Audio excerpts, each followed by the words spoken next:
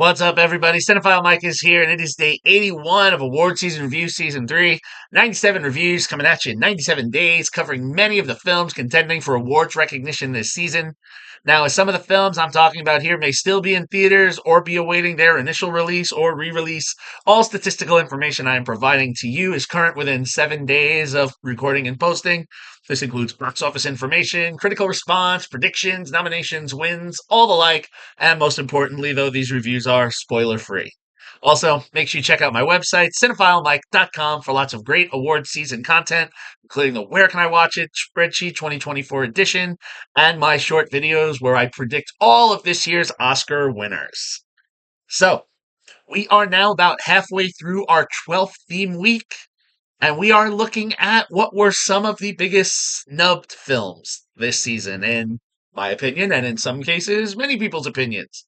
Now, all of these films were nominated elsewhere throughout award season, but they will not be competing for those big ones on March 2nd.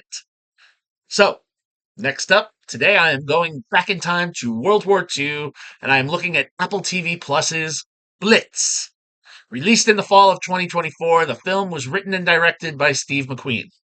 The film had a small theatrical run. However, like yesterday's Night Bitch, the domestic box office numbers are not available.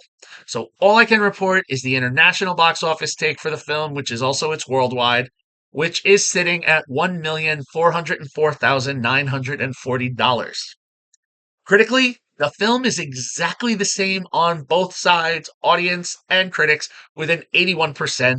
This percentage comes from 180 critical reviews and over 50 audience reviews.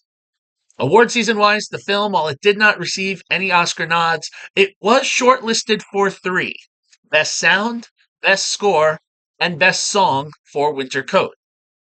It is nominated for three BAFTA awards: Best Sound, Best Costume Design, and Outstanding British Film of the Year. Worth noting for the BAFTAs, the film was also longlisted for Best Casting, Best Makeup and Hair, Best Production Design, and Best Score. It was a Critics' Choice nominee for Best Young Actor or Actress for Elliot Heffernan, and is a two-time nominee for the Visual Effects Society for Outstanding Supporting Visual Effects in a Photoreal Feature and Outstanding Special Practical Effects in a Photoreal Project. All of this in addition to varied other critic circles and film festival recognitions. So what's this one about? Well, Blitz is set in London just at that time, during the Blitz, when London was being raided and the only way to survive was to take shelter in bunkers where possible and to allow the future generations to survive. It was becoming common practice that children would be sent to temporary boarding or foster homes so they would get out of London. They would be sent to the country.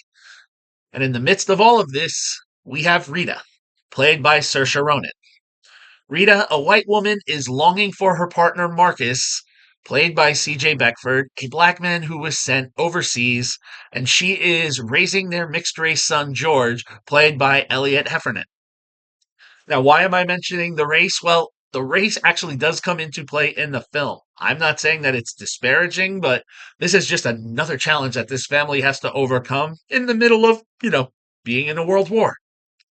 Now, Rita and George, you can even see from the poster, they are very close.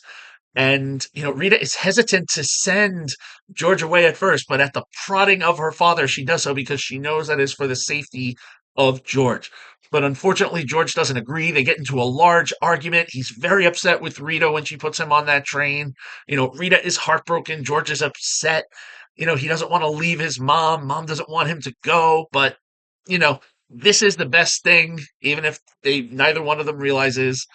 So Rita sends him off. However, this is short-lived because George realizes, you know what? I want to be in London with my mother. So what does he do? He jumps off that train and begins the slow walk back to London. And on the way, as we follow George on his journey, there will be friendly faces and not so friendly faces. Good circumstances and some scary circumstances as he tries to get back home. Meanwhile, back at home, Rita is going through her days working in a factory, going day to day.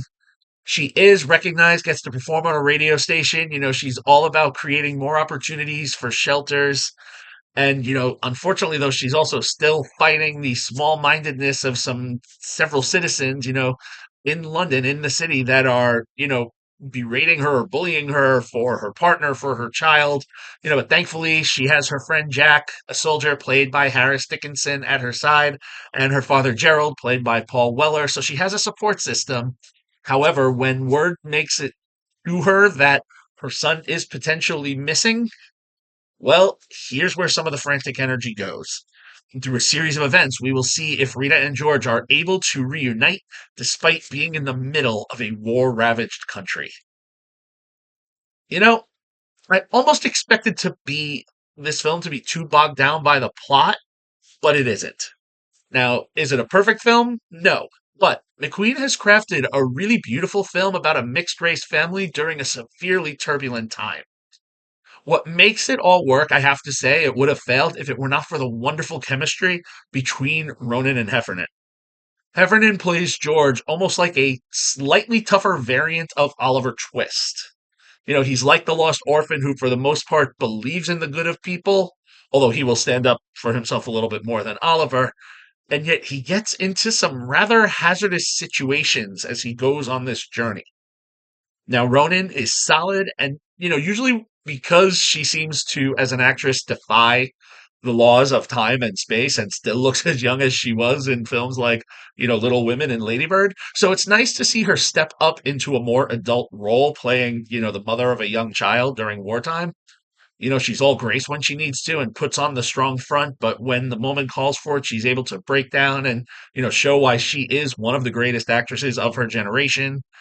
And also, while a bit unused, Dickinson turns in another solid performance, capping off a nice 1-2 punch with this and Baby Girl, and, bringing over recent additions like great performances in last season with the Iron Claw and Scrapper.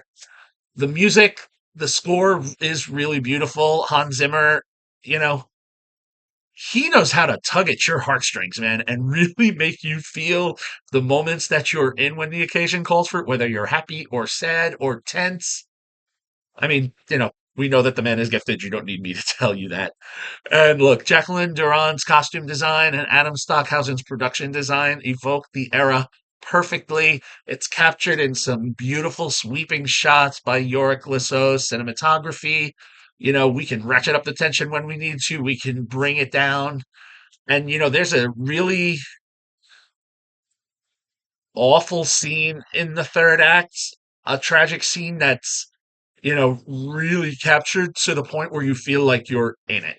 And I'm not going to spoil what that is. Let's just say you really feel it. McQueen, nice to see him returning to feature films after 6 years, his last being Widows in 2018. The return is welcome. Look, he's always had a knack for creating fascinating characters and really gives his actors a chance to play and shine.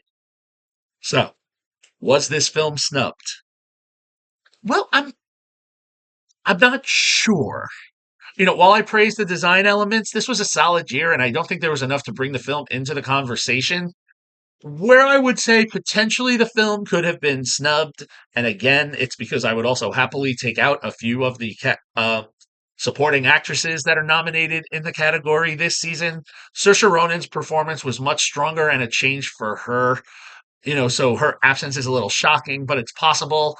The Outrun, which had the Outrun was another film where Ronan was longlisted for best, leading performance. So it's possible that there was attention for the Outrun, there was potential for Blitz. Which one was being pushed more? The Outrun a little bit, so it could be that it was all canceled out. Who am I to say? I'm not behind the scenes. But if I were to clarify a snub, I could potentially say Zimmer's score is beautiful. It was short and long listed for the right reasons, and Ronan's performance is wonderful. For me, Blitz is a solid period film. It's a 4-star film. If you would like to see it, it is currently streaming on Apple TV Plus, and is definitely worth a view, especially if you are into character-driven period films. All right, so there it is. 81 down, 16 to go. As always, if you like what you heard here, please subscribe to the channel, like and share the video, spread the word, drop me a comment. Follow me, Cinephile Mike, on all social media platforms and on Letterboxd. Let's join the conversation. We are wrapping it up. We are so close. It's getting nail biting. Also, remember to check out my website, cinephilemike.com, for lots of great additional award season content. All right. See everyone tomorrow as we move along in Snub Week. But until then, this is Cinephile Mike saying take a break and watch something new.